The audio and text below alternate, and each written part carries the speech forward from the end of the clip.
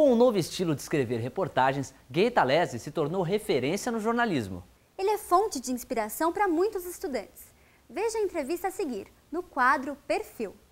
I thought there was no job more engaging, more interesting and challenging than to be a journalist.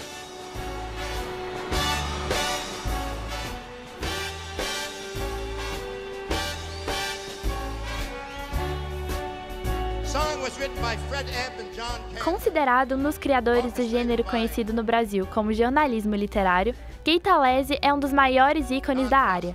Com 5 livros publicados e uma carreira brilhante, Talese se consagrou no formato do jornalismo que tem como lema a arte de sujar os sapatos, e que, até hoje, inspira jornalistas a enxergar no comum as matérias mais extraordinárias.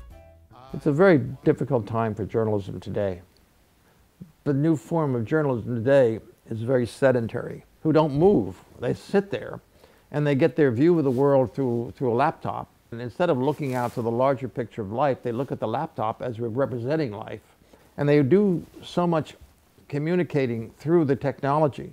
They don't see themselves. They're using the technology to do their reporting or to do their, what we used to call legwork.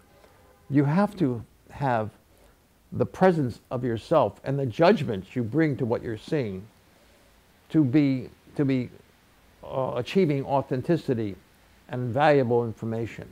The journalists aren't there anyway, because as I said earlier, the limitation of the budget for journalism means you can't hire as many journalists as you used to do, especially in faraway places.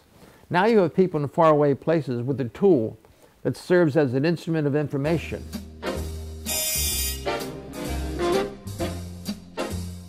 Where journalism is so unable to protect itself against the pressure of other people's competition for the deadline scoop. That's one of the things that has to be protected by editors, not letting mistakes get in the paper by the vigilance and the inexperience of reporters who don't know that you should be right rather than be first.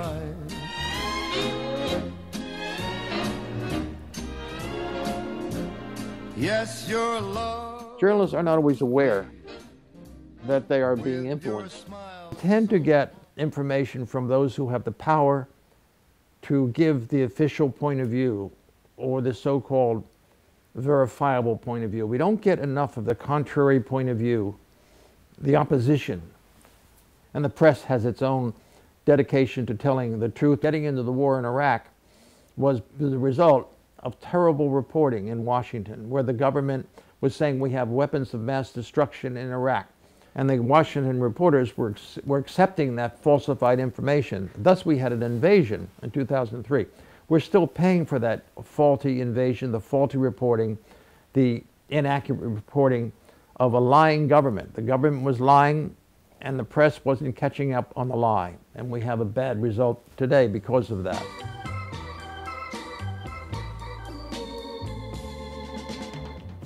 All stories are difficult for me to write.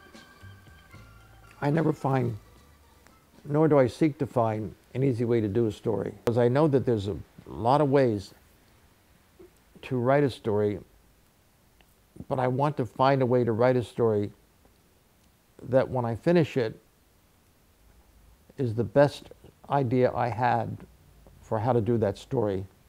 I'm very patient because I realize you only have one opportunity to write a story. I always had a feeling I did the best I could, and I took the most time I could that I had to do the best job I could do. Journalism or history is based on reliability and insight and wisdom and seeing many sides at once.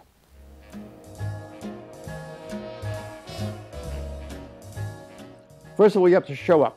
That's the art of hanging out. That's the expression. Art of hanging out, meaning you have to be there, hang out with the people. There's nothing that cannot be the source of a story or the basis of a story.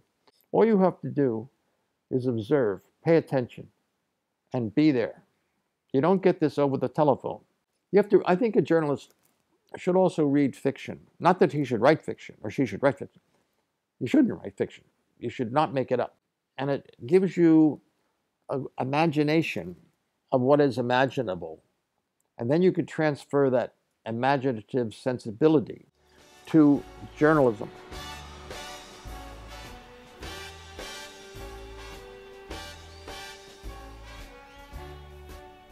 The song was written by Fred Ebb and John Kander, orchestrated by Don Costa, and stolen by me.